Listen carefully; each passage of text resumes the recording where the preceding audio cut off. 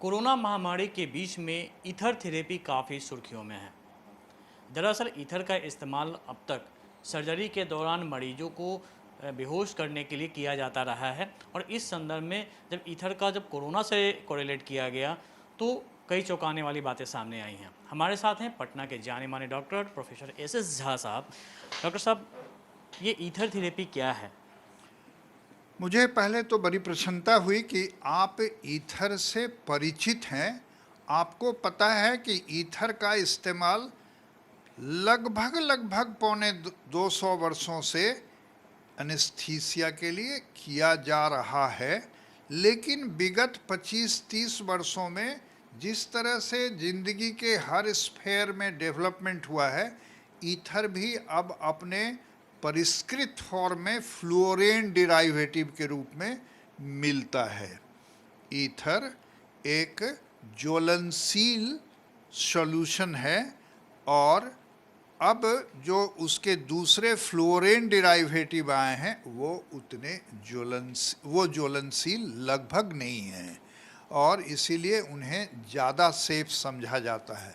लेकिन मैं आपको एक बात बताऊं कि जब कभी भी ईथर का इस्तेमाल बेहोशी में हुआ, हर उम्र में बच्चे से लेकर बूढ़े तक ईथर को बड़ा ही सेफ माना जाता था और एनेस्थीसिया के रूप में यह अभी भी इक्का दुक्का दिया जाता है। अब आइए ईथर थेरेपी इस कोरोना बीमारी में कैसे प्रचलित हुआ है मेरे द्वारा। तो किसी भी व्यक्ति का, किसी भी जीव विशेष का जब परिचय करते हैं तो कहते हैं कि हाँ, इसका ये कैरेक्टरिस्टिक है, इसका इतना डायमीटर है, और उसी के साथ कहते हैं कि यह फैट है, इसका आउटर लेयर जो कि ईथर में घुलनशील है। तो सिर्फ ईथर ही नहीं, ईथर, इथेनॉल आदि कुछ और भी पदार्थ हैं जिसमें ये घुलनशील है। लैब में कभी भी किसी भी पदार्थ का फैट डिसॉल्व करने के लिए इसको प्रयोग में लाया जाता है। अब आइए कोविड की बात करें तो ये वायरस, इसका आउटर कोट जो है जिसको इन्वेलप कहते हैं, ये इन्वेलप में लगभग 2 लेयर में, माइक्रो लेयर में पिरोया हुआ है लिपिड, और लिपिड के बीच बीच में प्रोटीन बैंड्स लगे हुए हैं। कई तरह के प्रोटीन बैंड हैं, लेकिन एक बैंड बहुत ही इम्पॉर्टेंट है और वही बैंड जाकर मनुष्य के फेफड़े के टारगेट होस्ट सेल में प्रवेश करने में अपने को सक्षम करता है। अब वायरस का वीक पॉइंट क्या है? कहते हैं जो फैट और प्रोटीन का जंक्शन है, उसमें जो फैट का कंपोनेंट है वही वीकर पार्ट है और उसी को ईथर डिसॉल्व कर देगा। जैसे ही ईथर आउटर कोट को डिसॉल्व कर देगा, अंदर का सिंगल स्ट्रैंडेड आरएनए डिसइंटीग्रेट हो जाएगा, एनिहिलेटेड हो जाएगा, यानी कि कहें कि वो मर जाएगा। अब क्यों इस तरह की प्रणाली इसमें कारगर होगी? कोविड वायरस जब नाक से प्रवेश करता है, मुंह से प्रवेश करता है, तो 4 दिनों तक कम से कम वो थ्रोट में आवास करता है। उसके बाद ही ये आगे नीचे की तरफ फेफड़े की तरफ बढ़ता है। इन 4 दिनों में अगर ईथर को सूंघा जाए, ध्यान से सुना जाए, ईथर को सूंघना है और ईथर को पीना नहीं है। ईथर को पीना स्वास्थ्य के लिए हानिकारक भी हो सकता है और इस बात को इसीलिए ध्यान देने की आवश्यकता है कि ईथर को सूंघना है। विधि क्या है? एक सवाल उठता है कि इसकी विधि क्या है। आपने बताया कि इसे पीना नहीं है। कुछ लोगों में गलतफहमी है कि इसे चीनी के साथ ले ले या किसी माध्यम से वो खा लें, लेकिन आपने बताया कि इसे सूंघने के, तो ये विधि क्या है? नहीं, ये विधि है कि 1 चम्मच चीनी में डाल दिया जाए 10 बूंद ईथर, मरीज के जीभ पर उसको रख दिया जाए और उसको चूसने के लिए कहा जाए। ये चूँकि इन्हेलेशन से वेपराइज हो जाएगा, तो ये वेपर इसका बनेगा, वही थ्रोट में जाएगा। अंत में 1 मिनट के अंत में चीनी और लार दोनों मिलकर एक लिक्विड बन जाएगा जिसे कि घोंट लेंगे। लेकिन मेन काम जो है वह वेपर करता है, ईथर का वेपर, जो कि चीनी में रखने से वेपराइज होता है। क्या आपने बताया सर कि नाक सूंघने से भी ये हो जाएगा? नहीं, मैंने जो सूंघने की बात नहीं कही, मैंने कहा कि वही चीनी में रखकर चूसना है, ताकि ये इसका जो धुआं है वो अंदर में प्रवेश करेगा। जब कभी भी ईथर को एनेस्थीसिया में भी यूज़ करते हैं तो कहते हैं ये इन्हेलेशन एनेस्थीसिया है।